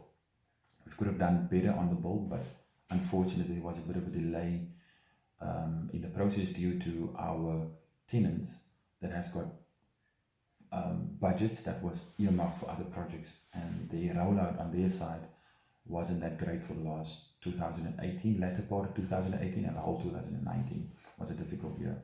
However, having said that, it's strange that we've got a portfolio of 50 sites, right? And in the last 2 months we built 15.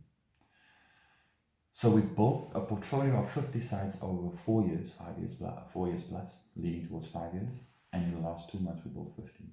So that's the potential that we have as a company expanding this business to a greater entity. So yeah, we have done well. We can roughly estimate based on offers that we received recently per tower offers, that we can roughly say that we can value our business as just short of 200 million rand.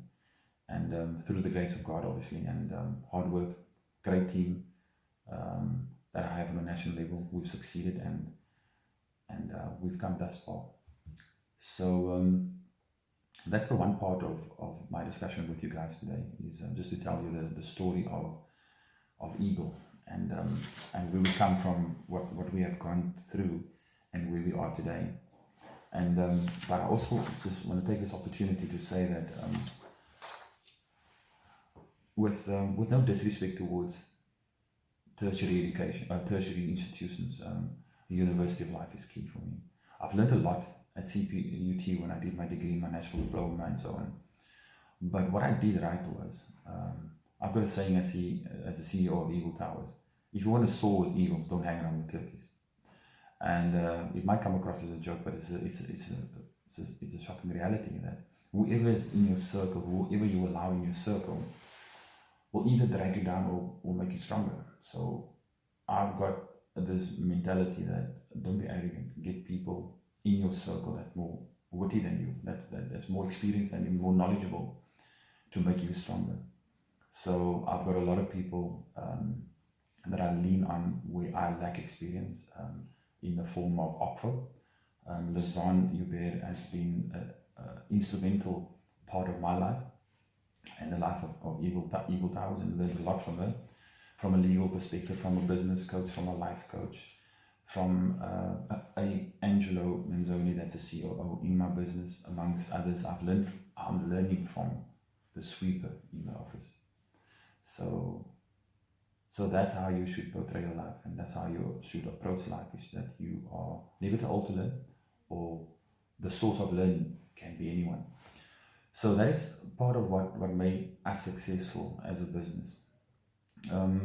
Then I was asked to speak about core tips around raising funds and so on. So I would say by now, if I speak to anyone that needs funds, I can safely assume that the person has got a company already. But I just want to add a bit of value with regards to the structuring of your companies, plural. Meaning that I would prefer, or my structures are currently, I've got a trust, it's a shareholding trust, that owns the shares in a company that is called a Zaya. A Zaya is more a div company, a Section 42 discipline registered in the business. And that company holds the shares of Eagle Group SA, and Eagle Group SA is a holding company of subsidiary companies, of which Eagle Towers is one of. The reason for that is basically just for personal protection, and the law allows you to go that route to save a bit of tax. So for you and your family, you can create a bit of wealth within the div company. And so that's the reason for that. So have somebody look at your structures of your business at an early stage so that it doesn't trigger capital gains tax in the future. However, this Section 42 company, according to the advice that I got, I'm still researching and investigating, doesn't trigger capital gains tax in the way it is structured in the tax law.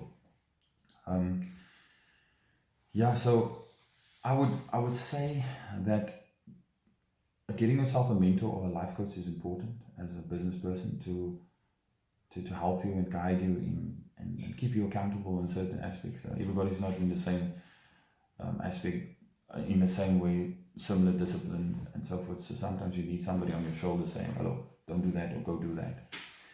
Design a proper business plan with accurate data, with SWOT analysis, capital required, indicate what capital is required in your business, indicate your model in which your business, in which sector your business will be operating in, what services you would render, might it be production, might it be a service.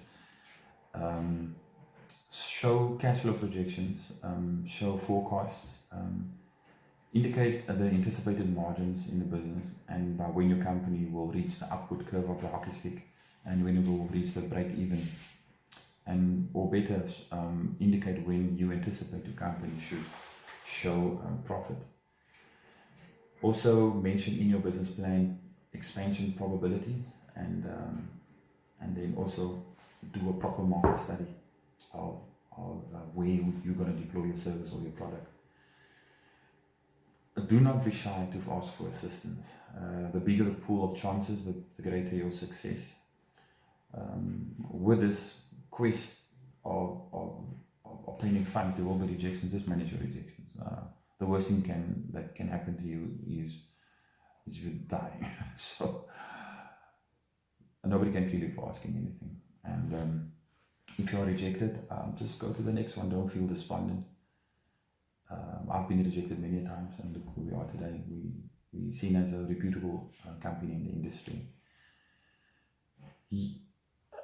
I'm going to reiterate by saying that dream big.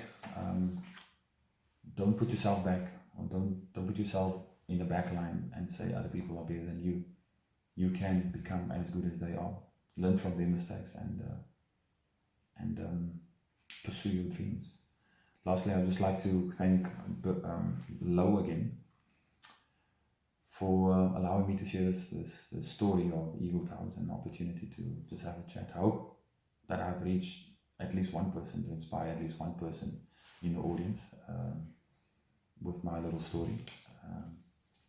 And thank you very much once again. So good luck and Godspeed with our challenge that we have as a nation and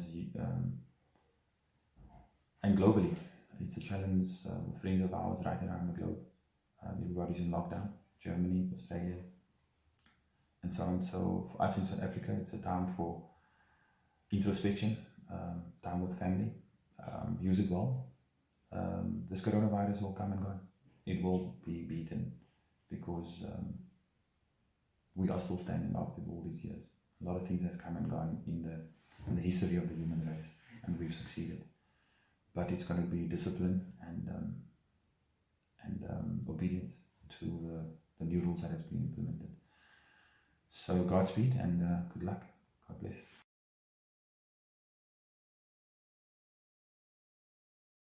Thank you for joining us tonight for the first ever digital fundraising conference. My name is Leanne from Outsource CFO and I'm a practice manager. And tonight with me, I have Ian Lessam from Havaic. Hello, Ian. Hi there. And I have Manuel Koza from Silvertree Holdings. Hi. Hi, everyone. Hello. Okay, so thank you, gentlemen, for availing yourselves at such short notice for this digital conference, in spite of the circumstances of the COVID-19 that we find ourselves and the rest of the world in. The topic for discussion tonight will be, what do investors want? And I think both of you being in that space will be able to assist us with, we're looking forward to all the information that you have for us this evening. So I'll start with Ian. Can you please tell us what does your fund do? What deals do you target, and what is the mandate of your fund? Yes, certainly. So thank you very much for having us. So at Havite, we invest in early stage, high growth local technology companies that have the potential to scale internationally. Internationally can be into other parts of Africa, it can be into Europe, it could be into the US, it could be into Asia. But we really look for young businesses that have at least some traction. So it can be one client, two clients, three clients. So we are quite early stage. That have technology and expertise that resonate both locally and internationally, and we look to partner with them and helping them to scale both locally, as I said, and into international markets. Great. And Manuel, what sort of deals do you target, and what is the mandate of your fund? Thanks, Leanne. So firstly, to clarify, we're not a fund, so we are a permanent capital base. Which means, we have a balance sheet that we invest off, which allows us to do a couple of things. One, we don't need to look for exit. Generally, we fund the business through the life cycle over time. So we can do seed, growth, and kind of buyout capital all at once. It also allows us to have a team, so a 25 people team that supports our kind of portfolio companies and fellow entrepreneurs, anything from legal, finance, recruiting, controlling, tech development across the line. So we get economies of scale and we get the experience curve, know-how doing things a couple of times. We generally focus on South African companies, consumer brands and consumer internet companies, the kind of portfolio of 12 brands. And yeah, I want to scale them mostly in South Africa, but also with the potential to go international, and a very kind of entrepreneurial setup, and kind of very much focused on alignment of interest from top to bottom. Interesting. Thank you. The venture capital landscape in South Africa, it is still very new and very young. And Ian, how do you see it right now? And what is your take on the venture capital landscape in South Africa? Yeah, I think we're at a very exciting place in the VC journey. So, of course, people have been investing in young businesses for years, but it's only really in the last couple of years that we're seeing the rise of, let's say, more formal or traditional type of institutional investing in the space, which is great because the more capital that comes into the sector, the more chance it has of ultimately flourishing. So, you know, it is still early days. The base is low, but what you would know, I'm sure all the viewers would know, is the growth rates are kind of accelerating year on year. And I think also a pleasing trend is particularly in the last couple of years, we're seeing a drastic increase in foreign investors in this space, where they quite pleasingly look to partner with local investors such as ourselves. So often what we find is that we come in quite early, we work with the businesses, get them what many would deem, let's say, Series A ready, and then as we look to scale into other markets, we partner with international investors. So for our portfolio companies, for instance, we've got really, really large, well-known VCs from Japan, from the US, from Europe, who are partnering with us in subsequent funding rounds, which is not something you saw very often a few years ago, and I think it's a great sign of things to come. Correct. You're right to say that there are a lot of investors that are coming from Europe and America to come into South Africa. Manuel, you yourself are not, you're from Germany, and why have you picked South Africa instead of investing anywhere else in the world? Yeah, good question. I get this asked a lot from my friends. Do you? It's not the obvious choice, but for me, it was actually the obvious choice because it's the probably most amazing place on earth to live. Exciting landscape, weather-wise, it's very different to cold Germany I'm from. Oh yeah. And I think there are very interesting pockets of growth and pockets of excellence. The VC space was very, very young when I moved down 9 years ago to start my first entrepreneurial business. And we subsequently saw how difficult it is to raise capital, how little support there was 9 years ago, and obviously subsequently has grown a lot and developed a lot this way. We said, cool, we have now a lot of learning, we have a little bit of capital, let's invest this into and create opportunities wherever we can, because we believe long-term, these trends you see, consumers moving from offline to online, the millennial consumer caring about craft, caring about sustainability. This is a global trend, not an isolated trend. So we can almost like look a little bit in the future and catch these trends and kind of make sure we can prove a business from beginning to end, because this entrepreneurial journey is very hard, and you want partners by your side that can help you weather the storm. Okay, interesting. The question that is probably on everybody's mind and on my mind as well is, Ian, what does a successful deal look like? I mean, what do you look like? What do you look for? What do you look for in a transaction?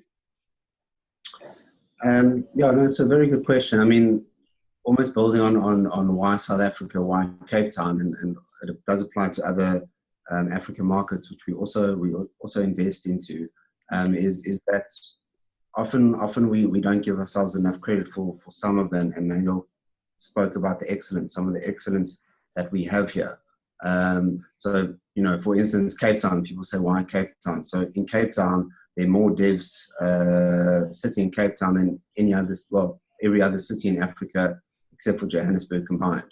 So there's, you know, massive talent. You know, why does Amazon Web Service have, I think, the third biggest office? I could be, you know, third or fourth biggest office in the world. So in Cape Town, again, because we've got great talent.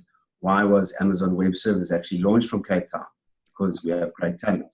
So often we don't give ourselves enough credit for some of the amazing, you know, people that we have here. Absolutely. But I was just sort of building on that question. But coming to the question you just asked, I mean, for us, it's all about investing in local skills where we have a right to play, and we have something that, from a technology point of view, is both interesting in South Africa or in East Africa, for instance, in Kenya, for instance, or in Tanzania, or even Nigeria, that can enter other markets. And we like businesses that are tech-enabled and the technology allows them to scale. So I've got to be careful because we have 12 portfolio companies. I think I can only pick one for the purpose of this. So if any of the others are listening and I didn't pick you, we love you very much. But it's just a nice topical example because it's our most recent investment. Is in December last year, we invested in a health tech business specializing in audiology technology called Hearix. It is quite a well-known business locally. But taking a step back, so we have 3 health tech investments, Hearix, Recomed, and Vuno Mobile. And why health tech? So as many of you know, we have some of the best doctors in the world. Many international doctors actually come and do the internships here, particularly in the emergency services space, because, you know, the realities of South Africa is we do have under-resourced government hospitals, but we have a demand, you know, from patients to use them. So if you can thrive or survive in that environment, you can pretty much work anywhere in the world, and that's the basic thesis there. So health tech, great doctors, great experience, etc., great skills. In the medical space. So that's kind of why health tech. Why Hearix in particular is it's a great example.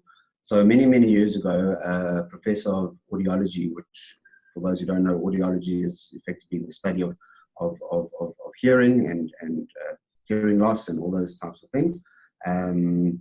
He effectively invented a way to combine all this massive old school machinery that sits in an audiologist practice, so big kind of Siemens machines that test your ears, into an app on your cell phone and a few, you know, bits of hardware that sits in standard earphones. And that in itself was quite amazing. That product was rolled out into over 30 countries. But as you can imagine, audiology is very specialist, it's very niche, and you're also competing against, as I said, the likes of the Siemens. You have massive market. If someone's gone and bought large equipment, they're not going to go and get rid of that. They're going to keep it until basically it's, you know, no longer works. So these guys, they realized early on that they needed to use their incredible technology to find solutions that don't exist in the world. So they came up with quite a few. The one that I'll sort of use as an example is they effectively have technology that specializes in preventative hearing loss. So premature or hearing loss that should otherwise not have happened is growing globally at an exponential rate, simply because people are listening to music or watching TV or whatever it may be in a way that it's damaging their ears and it's causing them to go deaf, which is a massive issue.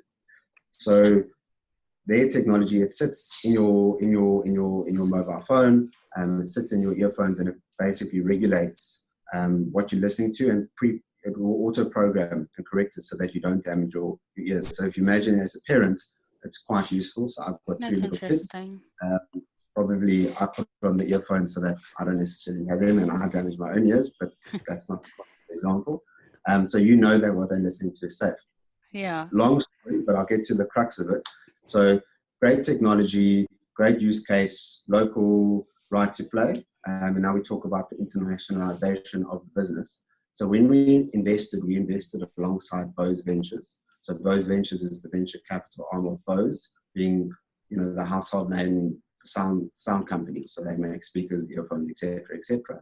And very few people know that Bose is actually owned by MIT, one of the probably preeminent research universities, technology research universities in the world.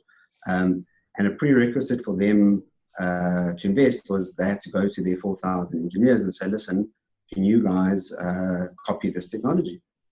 And the engineers basically said, look, we can, but it's going to take us a couple of years and it's going to cost us, you know, I'll just exaggerate and say billions and trillions, but obviously a lot of money. Rather invest with them and or into them and look to partner with them. And that's exactly what they did. And subsequent to that, so let's say in parallel to that, the company was launching a few of their products. I won't go into all the detail in the US, but having a Bose on the cap table as a significant shareholder has certainly helped to accelerate that. So again, the thesis, less local talent, right to play, and then find partners to work with to internationalize that business. And ultimately for us, it's very much around the international exit. So we look for businesses like that. I think that hopefully answers that question. Yeah, that is fine. Thank you. I think from your example, we can really see that the tech industry, online businesses, e-businesses are thriving in this kind of space that we find ourselves in the 21st century. Manuel, what do you see the industry going? And what do you see as the upsides or possible downsides of this industry? So if you take a million steps back, why do you want to shop online, right? This thing we all carry in our pockets is a more efficient way to communicate than going to a store, for instance, or going to a bank branch. So the reason you've seen this big uptake in music streaming or kind of e-commerce shopping is because of that. It's fundamentally a better channel. But what it doesn't solve for is just the channel, right? So you still need to solve a consumer problem better than the next best alternative, and you need to do it significantly better. So in the South African case, it's very, very unique. We currently, from an e-commerce penetration perspective, sit somewhere around 2%. If you look in kind of the US or China or Europe, you're anywhere between 13, 14, and 22%. So you can look a little bit into the future where this trend will go. But obviously, countries are not comparable. South Africa is very different. So in the South African case, the interesting piece is that the offline players are very, very strong. Retailers are incredibly strong in this space, banks, insurers, and not only on a South African or African case, even on a global scale. So in order to win, you need to solve a very niche problem significantly better than Woolies can do in food. So we backed YouCook very early on, and despite Woolies going into the space, Pick n Pays and Checkers, and copying this concept of meal delivery kit, because they went all the way into the vertical and defined the business mission around it and could think about quick adaptation when there was water shortage or power shortage, design the recipes around it, could work with a lot of local suppliers that probably would never ever pass Woolies procurement process because it's very stringent, but you're supporting a township farmer that gives back to society. you can build a whole story around this and craftsmanship rather than just being this big corporate that no one can relate to. So I think long term this is going to go there. The question how quickly it will be that get there is dependent on how many entrepreneurs build exciting businesses in that space. Definitely. And a lot of entrepreneurs are really entering the market and, you know, coming up with impressive ideas. Have I recently expanded its funds? Ian, how are you going to ramp up your investment activities? I mean, in the next while, what can entrepreneurs do to get your attention? So, I mean, it's very much around being able to exhibit, you know, some of the things that I mentioned. Are you technology enabled? Do you have a right to play in that space? What markets can you enter into? But a big part is also around management itself. So because we are a very early stage investor, we like businesses where management have the majority stake of the business. And we take a big view on management themselves. So, you know, what experience do you have in the space? As I said, what rights do you have in the space? How do you behave? What clients do you have networks with? Where do you need help? That type of thing. Those are kind of the softer things we look at. I mean, I guess the big thing is raising money, and I think we'll touch a little bit on this later. Often people think it's a quick road to success. So first of all, any you know, what they say, if you want to go fast, go alone. If you want to go far, go together. I often mix up metaphors, so if I got it wrong, I apologize. But effectively, you know, you want a VC who takes his time to get to know you, gets to know your business, but actually importantly, you want an investor who you know and you understand their qualities and can they add value. So patience is key. Businesses are not built in a day. Things always take longer than you think, and they still take even longer than that. So you need to be patient. You need to be, I suppose, thick-skinned in many ways, and keep your eye on the prize at the end of the day.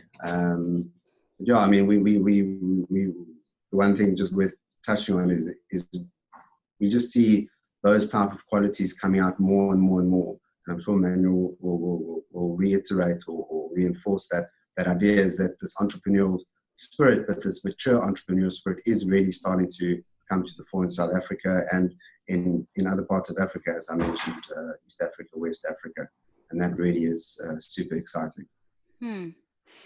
Manuel, what are the critical things that you want to see in an entrepreneur before you even begin to say, look, we're going to invest or to consider investing in the company? Yeah, people first. Tenacity is probably the biggest point for me.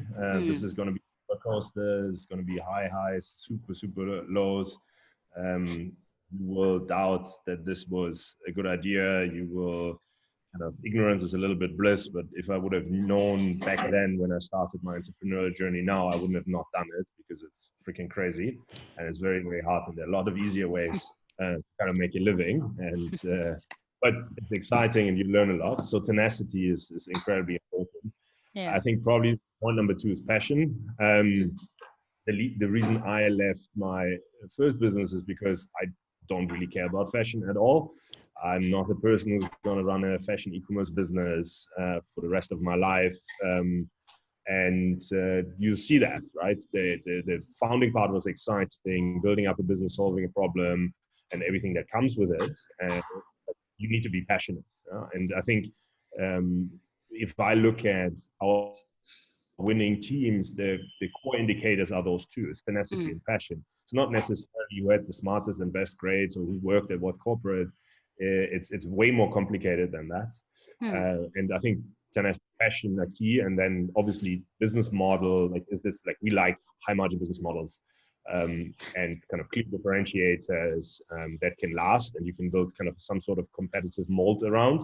And not just, hey, I read TechCrunch, someone is doing this in the US, let's copy paste into South Africa, with no passion, with no downside risk in terms of personal salary or personal money invested. So normally if you see tenacity and passion, you see alignment of interest, they've risked their house low salary paid, big time and cash investment, and not just I want to be the next Mark Zuckerberg and I'm going to copy something that might not make sense in a South African context.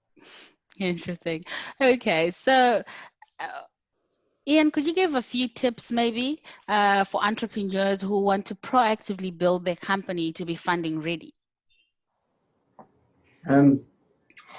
Yeah, so look, I mean, funding is many things. So you've got angel and seed funding, and then you've got, which I'd call the softer, friendlier funding. So in order to be angel and seed ready, I think you have to have a lot of qualities up front. Manuel mentioned, no one's going to invest in you if you don't have those, if you don't have the tenacity, the passion, the expertise, etc. So funding ready at that stage is probably more of an emotional thing than anything else, I guess, or a softer thing at least. But when you start to look for institutional funding, of which VCs typically your earlier institutional funding, you need to understand, and this is often missed, is that you are taking investment from someone who is not sitting in your business. And why that's very important is, if I'm sitting in your business day to day, so you may be strategically involved. We typically sit on board seats. We have an advisory arm that helps the businesses, etc. Manuel's business, I think, is a bit different. I think they are a little bit more hands-on than most. But basically, you have to give a return to someone who isn't day to day making more money in your business. So what you have to understand is, although a business can make you a lot of money, you in the business, can it make someone who's not in the business a lot of money? And that's often missed. So there's a big difference between paying yourself a high salary and returning profit to a shareholder. And that I often feel is missed. So, I guess that's the first question entrepreneurs should ask themselves. Are they in a position where they can return profit to someone who's not going to be actually adding day-to-day value, i.e. not making money in the business? The second thing is around your let's say, corporate setup. So of course, any investor or any formal investor, they want to see reporting, they want controls, they want to know that you're on top of things, right? So there's a big difference between, I started a business with my best friend, I trust him or her implicitly. You do what you want with the credit card, I'll do what I want with the credit card. You hire who you want, you spend what you want, right? I trust you.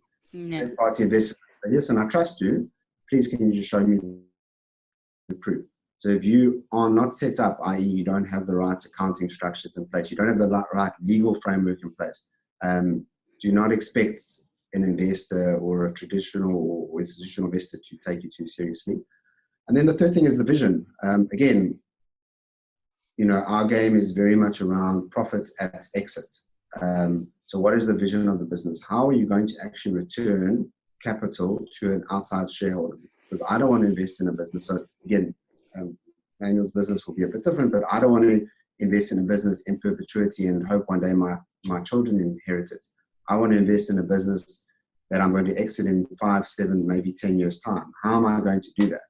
And understanding how you build it doesn't just happen. Sometimes people get lucky, but more than not, you have to plan meticulously and hope you also get lucky along the way. Yeah. So you need that, let's say, limited foresight to plan ahead and say, well, how am I as an entrepreneur going to ultimately make money from this venture? If your goal in life is to make money from the venture, you often do things, for other reasons, which is also fine. But certainly a for-profit capitalistic investor such as a traditional VC, while they hope they do good along the way, they're there to ultimately make money and return profits to their investors. So all of these things are super important considerations. Thank you so much. The last question is for you, Ian. Manuel, sorry about that. The last question is for you, Manuel, and it says, what do businesses need to change? In light of COVID-19, which is a very critical, and we're at a very crucial stage where we find ourselves in South Africa and in the rest of the world. What do businesses need to do or change in their fundraising strategy at the moment? Look, I think it's a quite important question, because I think we're coming out of the longest bull market in history of 11 years. Money was fairly easy. Borrowing money was very easy. I think you had a huge tech boom. The reality is money sources will dry up. So the first kind of asset class that money will be drawn out of is private, high-risk emerging market kind of asset class. So that doesn't mean there's no capital, and it shouldn't be kind of holding you back. But and if you look back in history, some of the best companies got started during the midst of the crisis. The most profitable one, because suddenly now we need to accept and fully embrace that the rules of the games have changed. You can't just put together a quick PowerPoint presentation and run around to all kind of 20, 30 sources of capital. Generally, the hurdle, and I think Ian mentioned a lot of these points earlier, to get funding ready as an entrepreneur will be a lot higher. Because suddenly, instead of 20, 30 people looking at the space, it'll be 10 or it'll be 5. And the hurdle in terms of the last 11 years, it was driven by revenue growth and evaporated into crazy decisions like the WeWork debacle. It'll go from revenue now to profits, and it goes back to a funding model that I can explain to my grandmother, because in the olden days, what you did, you went to the bank, you borrowed some money against your name, you started a business that made profits to pay back the loan, and that's your proof if you have a business or not, is profits at some stage. So the VC is there, or like venture capital is there to kind of accelerate you in terms of growing and bridge this gap. But I feel we veered off a bit and it got a little bit crazy. So I think if you have a good idea and if you're a strong entrepreneur, you're passionate and tenacious about what you do, go ahead. There will always be sources, either on the angel side or on the VC side, that will want to back you. But just realize it'll be a lot tougher and the terms will be different than 2 or 3 months ago. And you double check that you're really, really happy that you will want to spend the next 7 years of your life on this topic, because that's at least how long it's going to take. Sure. Okay, Ian, any last thoughts? So I mean, we mustn't forget that in any crisis, an opportunity or many opportunities present themselves. So the world has changed and is changing very, very quickly. And of course, capital is going to become more scarce. But how entrepreneurs respond to this is quite key. So, you know, the nice thing about being a small business is you can be nimble, versus a big corporate. It's quite difficult. For a big corporate of 1,000, 2,000, 40,000 people to respond and adapt is challenging. If you're a small business of 2 to 15 people, you can do things quite differently. So what we're actually seeing in some of our portfolio companies, well, first of all, because they're all technology based, and most of their infrastructure is, you know, in the cloud, supported by decentralized servers, they are able to decentralize or virtualize. I don't know if that's a real word. If it's a real word, I'll use it. It's not, I apologize. Their offices. Yeah, we'll start a new one. So they can, you know, they can work remotely, which means there's a lot of business continuity. But even more so, there are services that will become high demand services. So, for example, effective communication channels, businesses that can deliver effective communication, particularly in the rural areas, and that can be two-way. That can be from a treatment point of view, that can be from a notification point of view, can thrive. Payments. All of us at this stage are very cognizant that as your sort of social distancing levels locally increase, your one point of risk, I suppose, is through payments. So then, is there a future where there's true, you know, contactless payment? That is where we're going, but is this going to accelerate that? If you have technology that helps to accelerate this may be a great time for you to flourish. Emergency services, your ability to access emergency services through non-physical means, i.e. not using your cell phone or not having to flag someone down, whatever it may be. You know, these are obviously, there's millions and millions of examples, but while capital may be scarce, those who really apply their minds can potentially, and I don't want to say capitalize on crisis because that's horrible, but certainly can look for a way to respond and positively impact not only their own business but those around them. No, thank you very much. Thank you for your time, and thank you for availing yourselves to be able to be a part of this digital fundraising conference. I'm going to thank the audience for being with us this evening, and I will be closing off, and Lo will be closing with remarks. So thanks a lot. Thank you very much. All right, bye. Okay, everyone, and that's a wrap. There you have it. I hope everyone is still awake and with us. I hope you've enjoyed a little drink and a bite on the back end while we've taken in all of this exciting content. Sure, so we've heard from some top entrepreneurs who did their experience shares on what their fundraising journey has looked like. We've heard from some top venture capitalists and investors to just kind of figure out what are investors really looking for. And we've also heard from some professionals giving some shares in terms of how they help navigate the complexities of fundraise for entrepreneurs. So these are quite extraordinary times. If you guys are looking at taking your own company through a fundraise process in this next while, you now know who to go to for experience shares, who to go to for some input in terms of how you can tackle that process. The Outsource CFO team in the next while will be we've got 22 companies in our new intake for the Investec Finance Readiness Program. So we'll be helping these 22 companies prep for fundraising in the next while with quite an ambitious fundraising target set for the bunch for entrepreneurs. If you've missed the applications for that, don't worry, there will be another cohort in not too many months time, so do keep an eye out for that. If you want to privately undertake the process of raising finance, do have a chat with us and let's figure out how we can make it work to help you guys access the right type of capital at the right time for your business. Just again, to our speakers, thank you very much for all of your shares. To our sponsors, thank you so much for making this night possible. We couldn't have done it without you guys.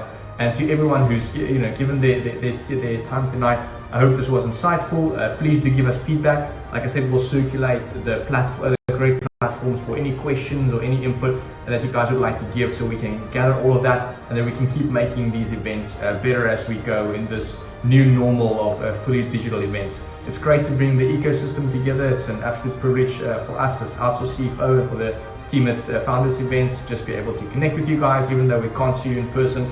Do stay safe out there. It's probably gonna get worse before it gets better. We're thinking of all of you guys. All the best with your companies and with your endeavors in this trying time. We look forward to connecting with you very soon.